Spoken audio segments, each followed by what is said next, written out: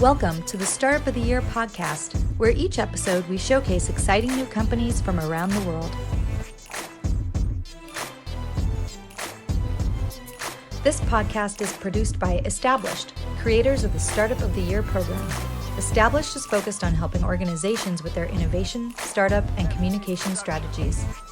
Hello, everybody, and welcome back to the Startup of the Year podcast. I'm Frank Gruber, and on this episode, we're going to include a recap of our Startup of the Year online pitch event, which we hosted recently, focused on honoring U.S. veteran founders. So hopefully you enjoy that. It was a great event. We had a number of startups participating. They included Govlia, Milk Money Kitchens, Target Arm, TCare, and TruGenomix, which all did very well pitching to a group of judges, which included Burunda Prince, who was a chief innovation officer at B6, Jason Rathje, who's a partner at AFWERX and a member of AFWERX, Derren Burrell, who's the president and founder of Veteran Ventures Capital, and Kim Folsom, who's the CEO and co-founder of Founders First Capital Partners and the founder of Lift Development Enterprises. So great group of judges, great group of startups. It was a lot of fun.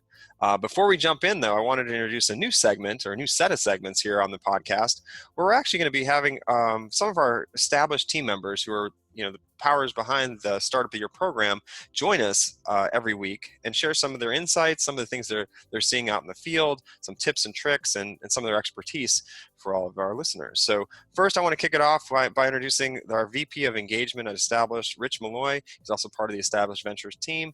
He's going to be sharing the VC Minute. So take it away, Rich. Hi, this is Rich Malloy with Established Ventures, bringing you the VC Minute. Quick advice to help startup founders fundraise better. Let's talk about asking for referrals to investors. The wrong thing is to say, hey, please introduce me to investors. The wrong thing is to say, hey, please introduce me to investors. There's not a lot I can do with that. Which ones? Why would I intro you? Who have you talked to? Who's passed on you? Who haven't you talked to? What's the right fit for you? What do I send them? You need to make it as easy as possible for your network to make referrals for you. First, you should have a target list of introductions that you would like. Research this in advance, of course, and let your network know who you want introductions to. Next, forward along that list along with an investor deck, and finally, include an intro paragraph that somebody can copy-paste into their own email. I call this, don't make me think, don't make me work. When you make it as easy as possible for people to make connections for you, they will. If you ask them to do work for you, they probably won't. It'll probably get buried and you'll probably get nothing out of it. Be specific, provide the materials that is needed, and people will take that action and take that step for you. And if you'd like access to our network of investors, then apply to Startup of the Year. We hold weekly office hours that are only open to applicants. There's no cost and there's no catch, except, of course, to be part of the Startup of the Year program. That's all for the VC Minute. Back to you, Frank. Great stuff, Rich. Thank you so much. That's some great advice for anybody looking for introductions, especially to investors. Your main thing that we all lack is time. So if you can save us all time, we're going to be able to help you more quickly and more efficiently and obviously be more open to it. So great stuff. Next up, we've got our Director of Partnerships, Jackie Dietrich, who is going to be sharing some partner updates. She's working with a number of different groups. We have a lot of different groups we work with on a regular basis. So take it away, Jackie. Hey, startup community, it's Jackie Dietrich, Community Partnership Maven here at Established, where we're connecting your startup to business opportunities, investor networks, and resources, especially if your startup's in communities that are typically overlooked and underestimated. We've got over 100 local and regional partner organizations that are also invested in and are supporting entrepreneurs, and we wanted to share what a few of them are up to with you. If you're a founder that's military connected, Bunker Labs is doing some pretty amazing virtual town halls to help your business in the midst of economic uncertainty. You can check those out on their Facebook page. Several Bunker Labs startups are going to be competing in our Startup of the Year Summit for a $10,000 cash prize this year. Our friends at Hello Alice launched the Black-owned Business Resource Center and are hosting resources including organizations like Black Founders, Digital Undivided, and Afrotech, as well as a $10,000 Business for All grant specifically for Black business owners. If you need some business assistance, community member WiseHer connects you to consultants, coaches, and executives that can work on your business challenge 30 minutes on demand for $49. If you're based in Florida, Embark Collective would like help with a survey for Florida's entrepreneurial community to help identify needs and opportunities. At Founders Beta, startup members can get talent through matchup events and job fairs, along with a host of other resources. From the investment community, Backstage Capital is in the house on September 3rd for our Startup of the Year pitch event, and it's your chance to tune in to absorb what they and other investors are looking for in your pitch. And there's some great articles about VCs evaluating companies in the remote era at nfx.com. For all of these resources, or to email me about an organization that's supporting or invested in you that I should know about, please check out the show notes. Enjoy. Thank you so much, Jackie. Those are some really valuable resources and programs that our startups can definitely benefit from. So thank you for sharing that with our listeners here, and definitely something that we're going to continue to do, as lots of opportunities, startup opportunities galore here on the Startup of the Year podcast. So definitely good stuff. Lastly, we're going to have our CTO and one of our founding members of the Established team, Joe Corbett, join us for kind of a couple minutes of tech tips that he wanted to share. He's always working on things and wants to make sure that we all stay connected online. So especially through this time when we're all working from home. So Joe, take it away. Hello, Startup of the Year podcast listeners. I'm Joe Corbett, CTO and founding member of Established. My 2-minute tech tips for you are going to focus on something I just personally experienced, which was 5 days of almost no power, had some on a generator, and very limited internet. So I'm going to talk to you about the things that actually got me through that experience that you might want to consider now that many of us are still trapped at home. Having that sort of backup infrastructure like you might find in a corporate office is nice, and I know most of you don't have that. But here's a couple of things that really helped me. First thing is I had a backup connection. That's the most important thing. I might be unique in this way that I have a cellular network backup that is plugged into my main router and it automatically switches over. I understand not all of you are going to do that, but I would remind you that your smartphone, in 90% of cases, is able to tether to whatever device you like. So if your primary internet goes down, consider hopping onto your phone as a hotspot. So don't forget your hotspot backup connection. You need that. Second thing that helped me get through it is while we had some limited power, I could run my computer. A lot of my other devices, phones and things, I wanted to charge simultaneously, but due to limited power, like I said, I ended up relying on a little solar panel with a USB charger. You can find these on Amazon. They're pretty cool. Basically, I'd set this thing up in my driveway, hook up a device to it, or even a battery pack, get that thing charged in a few hours. I'd have some battery for the evening. So I recommend having something like that can generate power, that doesn't require you to go find a gas station, that doesn't require you to hop on an exercise bike hooked up to a generator, whatever crazy things you might have out there. So to recap, get that backup connection ready to go. You never know when you're going to lose it. Being able to keep that work flowing is great, and go ahead and find a way to make alternative power. And in that case, I'd say solar is your way to go. And that's my 2-minute tech tip. Wow, Joe, those are some great tips. Thank you so much for sharing. I think I'm going to have to follow some of those myself because it makes my blood pressure go up when the internet goes out or the power goes out. So thanks for those tips. Next up, I wanted to share an update for our next event. We're doing these pop-up events. Ever since COVID hit, we started doing online events, and we have produced, this will be, I think, our 4th event in the last few months, and it'll be focused on Black founders. So on September 3rd, mark your calendar, 4 p.m., you're not going to want to miss this event, which includes 5 Black founders coming and pitching their startups. They're going to be pitching a group of judges for a chance at $1,000 in cash, as well as an extra amazing opportunity in that you're going to be fast tracked to our finals of our summit, which is another opportunity to connect with judges and pitch more investors and build relationships. And so there'll be one of the semifinalists. There's 100 semifinalists coming to our annual summit.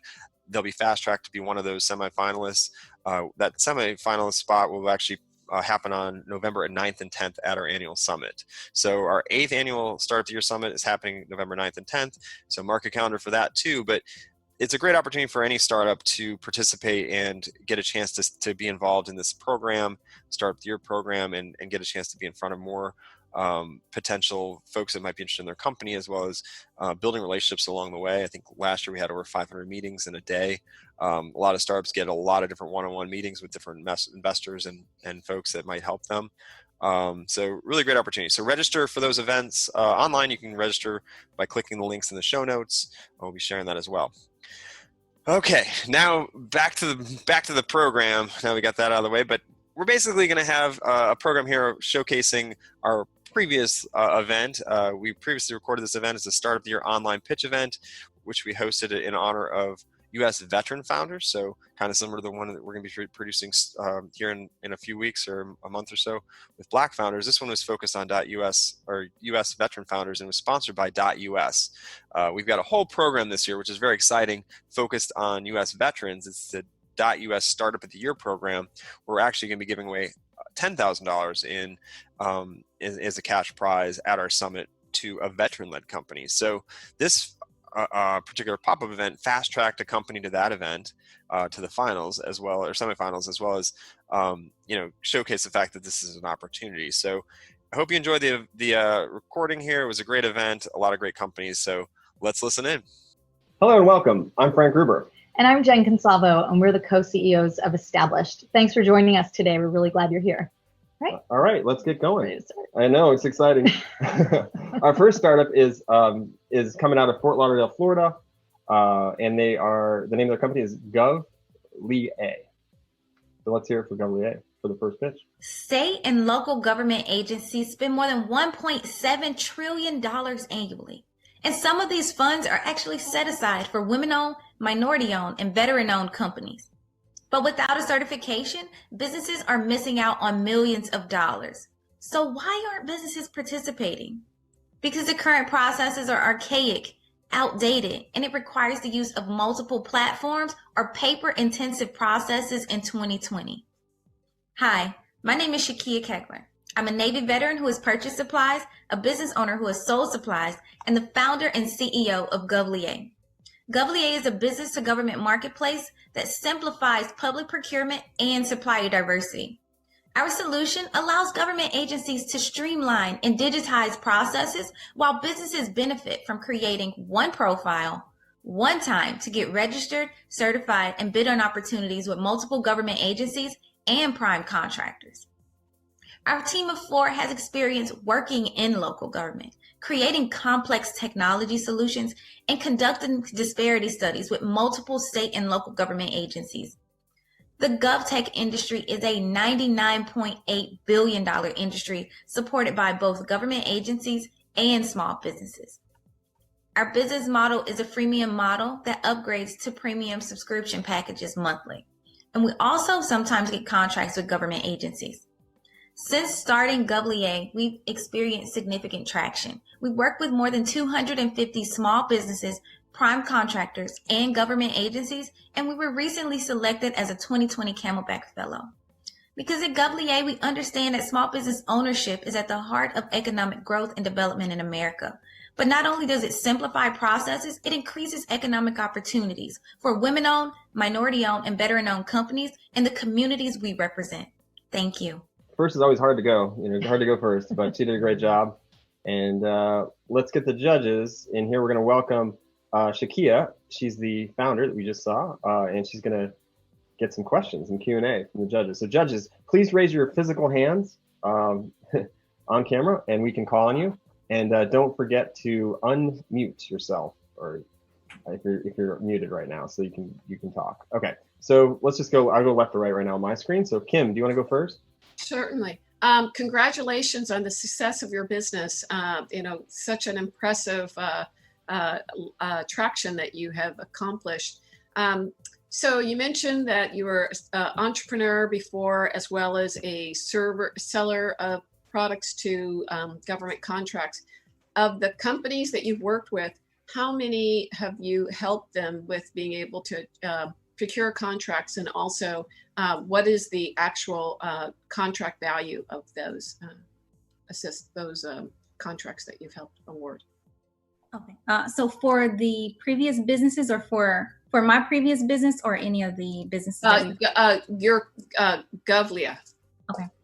So with Govlia, we've helped small businesses in terms of training and getting developed and prepared to work with government agencies. So we've actually helped over 250 businesses get registered, certified, and prepare to bid on opportunities with governments. But in terms of knowing the actual amount of those contracts, I don't have the number for that, but I will get back with you after we do a follow-up with some of those businesses.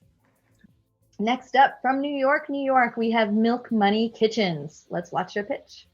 Welcome to Milk Money Kitchens. I'm Nancy Preston. I am the founder and CEO and former Army engineer, and now we rent commercially licensed kitchen spaces by the hour to help food businesses launch and grow.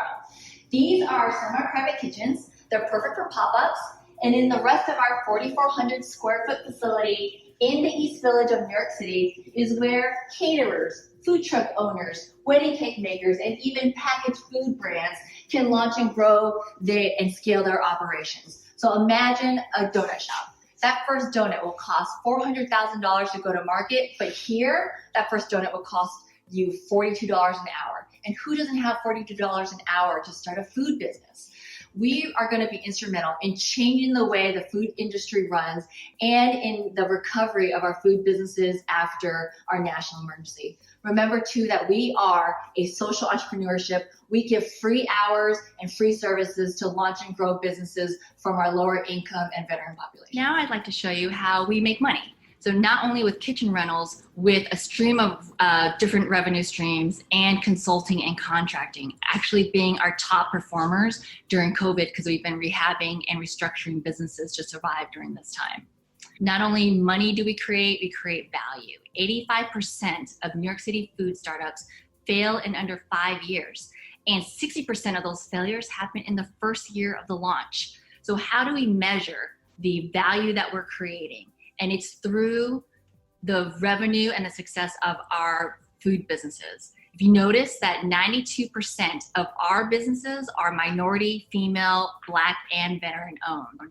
And we also do well by doing good for our community. And the only way that we can be successful is with a team that is built to both build value and generate revenue. So thank you so much. All right, questions from the judges. Just raise your hand and we'll start with whomever's ready to go. Burunda, I see you first. Let's start with you. Nancy, thank you for the presentation. Can you share a bit more about your team and its background and why you are the ones that are solving this problem? So risky business in New York City, mostly because it's extremely litigious environment and it's extremely expensive. So in order to mitigate our risks, we have a top real estate developer as our real estate advisor. We have a top real estate litigator, and we also have one of the top culinary directors from one of the New York City culinary schools. In addition to that, my CFO and I are more interested in the numbers because of this risk of our environment. So her credentials are special. She is the founder of her own financial structure and consulting firm, but she's also the CEO of The Laundress. And she led the $100 million acquisition of The Laundress 2 years ago to Unilever. So now she is also my CFO, and that's how we are going to make this profitable and make our food businesses profitable as well. All right. Moving right along. We've got Target Arm. I'm Jeff McChesney, the CEO and founder of Target Arm.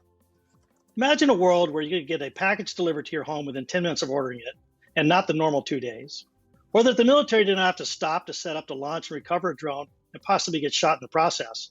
And in both those cases, using the exact same solution. That capability is available today. Our device enables launch and recovery of both rotary and fixed-wing drones from any moving vehicle, autonomously, and even during high wind conditions. As can be seen here, our 2 sets of counterposed pin arrays capture the drone from a static position and then release it. And while we're moving, the air goes through the pins. The drone is trying to fly and is unable to until the pins retract, and then it just flies away.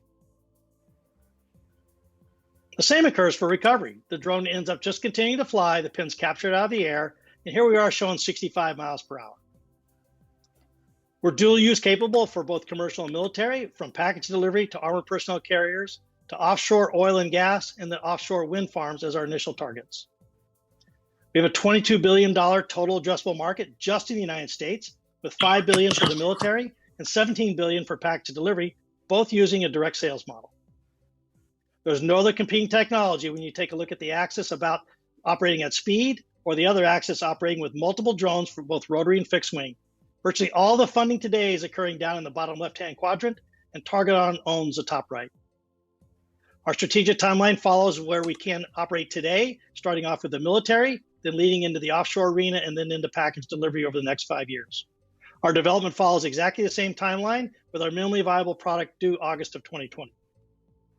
We've got deep industry experience from aviation, from manufacturing, and drones. We've gained significant traction already with contracts with the Air Force, the Army, and BAE systems. So we're target arm, and we're drones on the move. Wow. That is really cool. I can just imagine those little trucks going down the street and shooting off drones everywhere and delivering packages. All right. Welcome. You're coming in from Ridgefield, Connecticut. How are we doing today? I am. Great. Thanks for having me. Good. All right, judges. Who's got the first question? All right, Derren, go ahead. Hey, great presentation, and pretty neat to include the moving part there. So tell me a little bit about those 3 contracts that you mentioned at the end. What's going to be the revenue generated out of those in the next 12 months? Those should generate, I'll do a quick math in my head here, should be just under 1.5 million. 1.5 million? Excellent. And I saw an ask of 3 to 5 million. What's the money going to go for?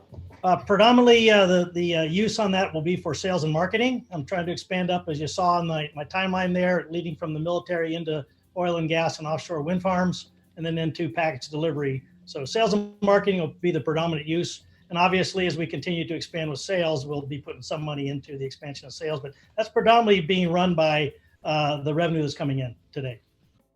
Next up, we've got TCare out of St. Louis, Missouri. So we'll see their pitch in a minute. All right, TCare. 3 years ago, my wife and I were on the verge of divorce based on the challenges that I had taking care of my mother-in-law that had stage 4 lymphoma cancer living with us. Hi, everyone. My name is Ali Ahmadi, CEO of TCare. And at TCare, we are an enterprise-facing software solution that is specifically designed to identify the root cause to family caregivers burnout and provide the right support at the right time. I'm a former U.S. Naval aviator that was trained to be in combat situations, but I found myself lost in how to take care of an elder loved one and navigating those uncharted territories. We are now proud to say that we are the country's only evidence-based, Medicaid-approved, and federally accredited family caregiver support program in the country. Our software system is designed to be used by social workers, care coordinators to identify root cause of a family caregiver's burnout, create a care plan, and make a referral into local community-based resources that would help that caregiver take care of their loved one. Our system identifies the risk in stress and depression levels and then distributes the right resources at the right time, right place. In my wife's case and I, the algorithms determined that in our care plan, we needed marriage counseling, and then identified 3 blocks away from our house, there's a local church that does free family counseling sessions. Our business model is based on an annual software licensing subscription per social worker, per care coordinator at the enterprise institutions. And we have 3 different verticals of clients: state departments of health, the actual Medicaid and Medicare health plans, and private insurance companies. We are a team of 26 full-time employees. Over half of us are military veterans based out of St. Louis, Missouri. Thank you. All right. Let's get Ali in here. Let's see, here he comes. Welcome, Ali. Now some questions. Hi there. Thank you everyone for your time. Yeah, definitely. All right, who wants to kick it off? Raise your hands. Burunda.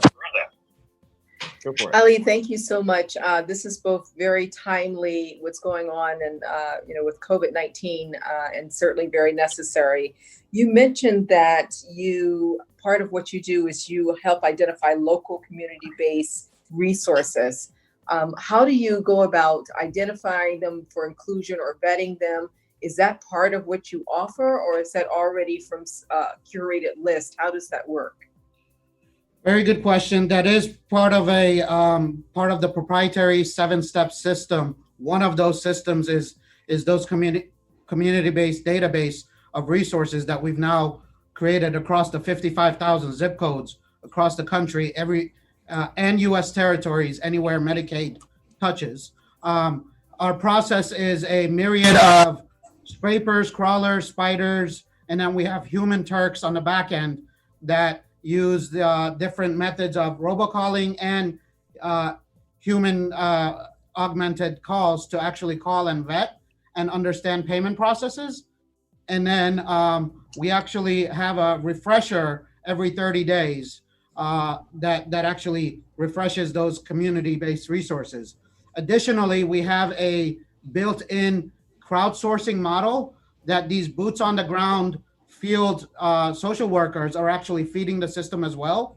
And so it's a myriad of tools that feed that whole system and stays consistent.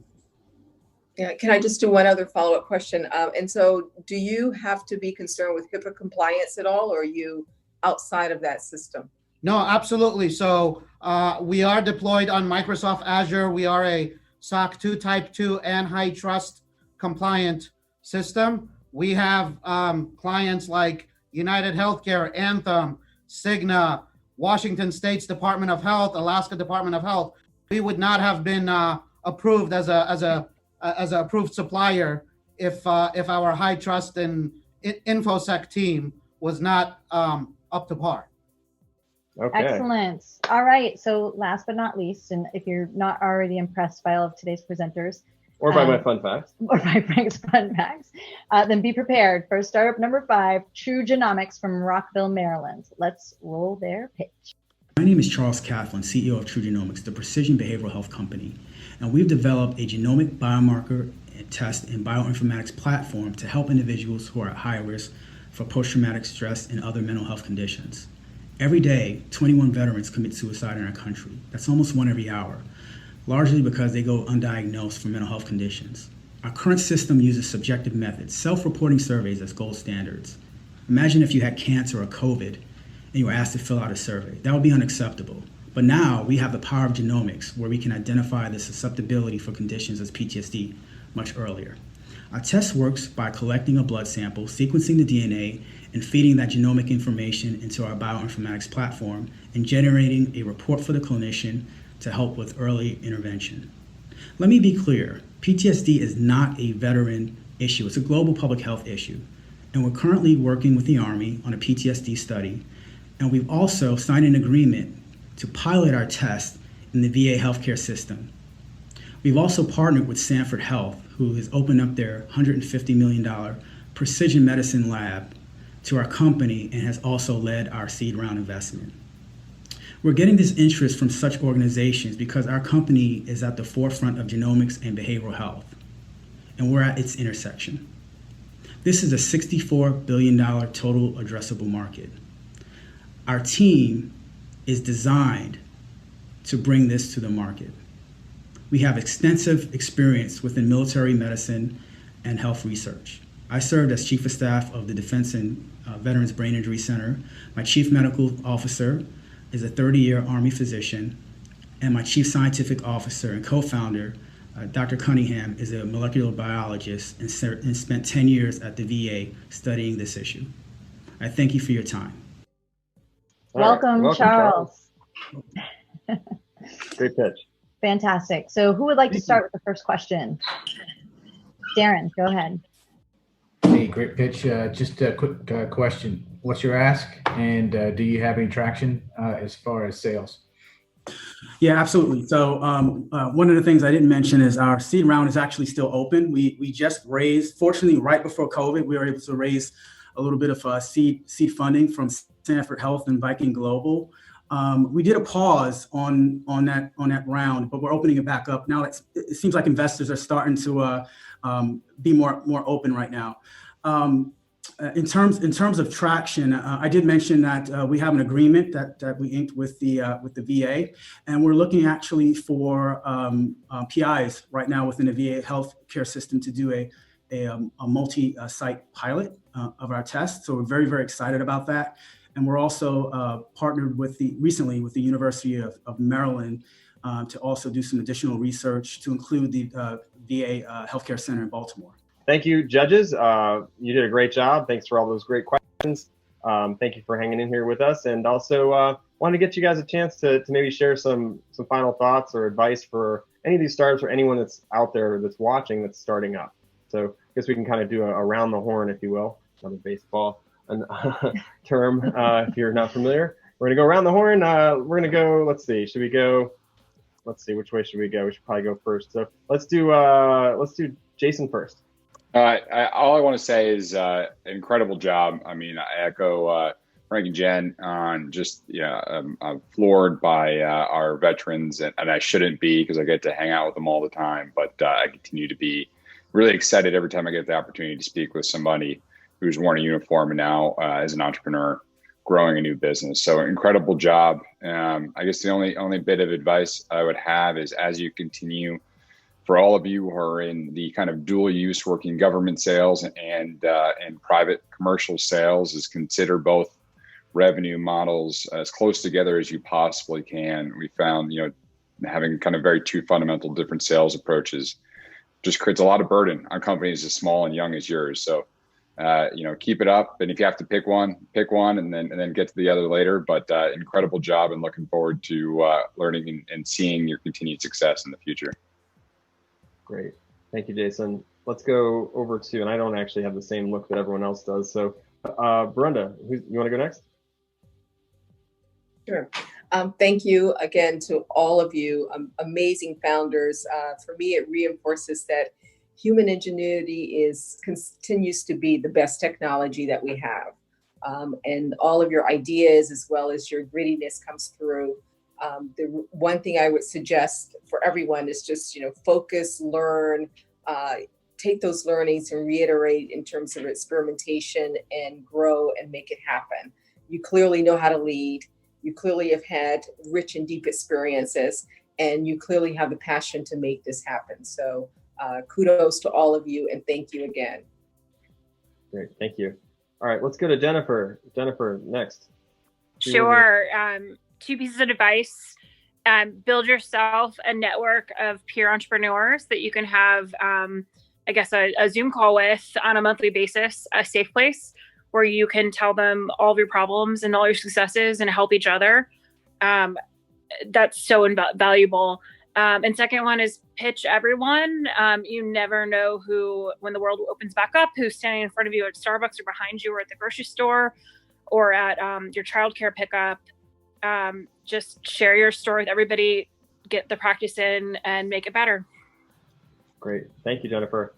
And thanks for being part of this. Next up, let's go to Kim. Kim, want to share a couple of words? Certainly. So very impressive companies, and just following along some of the advice of some of the other judges is, it is going to be around focus. You may have to pick a specific segment to validate what you're doing, but just recognize with some of that picking that you think about what validation or story does that tell to make it so that you can leverage that to go to the next section, and include the validation of your revenue and economics along the way. But otherwise, great groups of companies. Great, thank you, Kim. And last but not least, Derren. Yes. Once again, I echo everybody else's comments. A couple of quick additions, though, is this is what I do. I love you guys, every one of them. Great presentations. Don't be afraid to state up front to ask. Only one of the presentations had an ask in it. The rest of them, I had to ask the question. Right. Even if it's to come up and say, I want to win this pitch competition. I'm not raising money. Say that, okay? But just don't be afraid to ask. The presentations today make me more solid than ever that I believe military make the best entrepreneurs. You got the grit, you got the determination. You just got to get in there and you just got to grind it out. And every one of you've done that on the battlefield. You're going to do it in the boardroom. So great job by everybody. Remember your ask. Talk to the numbers, because people are going to come to you for the story, but they're also going to come to you for the business case and the ROI. So make sure you explain both of those, what you're going to do and how you're going to do it. Happy to help you in that area. Just please get a hold of me afterwards too. Would love to continue the dialogue with each and every one of you. Thank you, Derren. And thank you all. Great job, judges. Great advice. Really appreciate you all being a part of it. It's, I know everyone's busy right now, probably doing a lot of different calls and whatnot. And I thank you for your time. So, all right. So it's about that time, Jen. It's about the time. We're going to announce the winners. First, thank you again to .us for sponsoring today's incredible event and for the generous swag. They sent all of our startups supplies, a bunch of cool things: t-shirts, power supplies, pens, moleskins. Yep. Really Starts nice with little .us. package of things. So thank you .us. And we're going to do our People's Choice first, because all those people that are out there on the internet watching all day here, they had a chance to vote. And they had a chance to weigh in, and we actually have something. They're going to win a silver microphone trophy to be put in their trophy case. Just like Jason's. Similar to Jason's, I think, something like that is what we're talking about when we talk about trophy cases.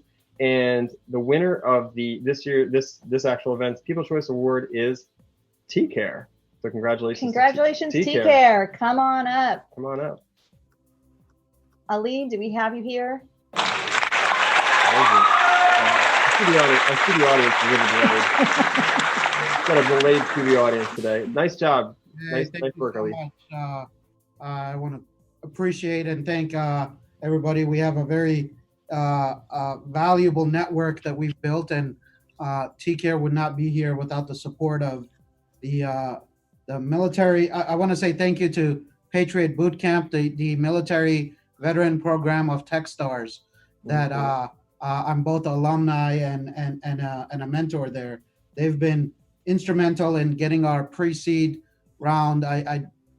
Getting TCare off the ground would not have happened without Patriot Boot Camp and some of the other military veteran network organizations. So thank you all.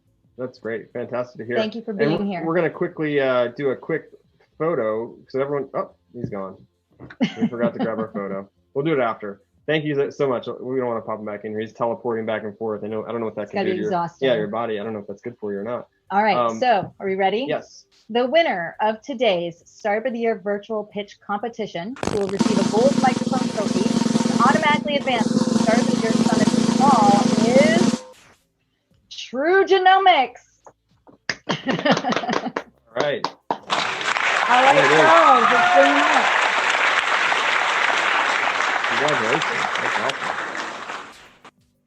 Charles, you here? And I heard you and Ali have done some battling on the ground before. So it's really interesting that the two of you came right up here. So congratulations. Yeah, Ali is awesome. Definitely strong competition in this event. I've met at least one of the other founders before, and I'm just shocked. Thank you.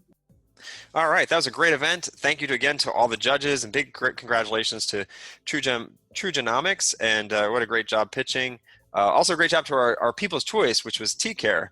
Got the people's support. So nice job out there, and thanks again for listening. And remember, if you're out there and you're listening and you like what you hear, please review us on your podcasting system. It helps us bubble up and find more listeners that might be helped by this podcast. So really appreciate you listening, and definitely do that if you have a chance, and share it with others so they can subscribe and get some of these helpful tips and tidbits, as well as some of our startup showcasing, if you will, as well.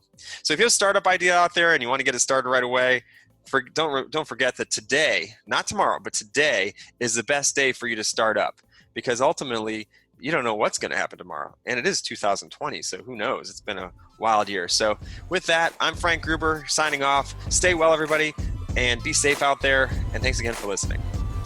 Thanks for listening to the Startup of the Year podcast. Be sure to subscribe, and we'll be back with another episode soon.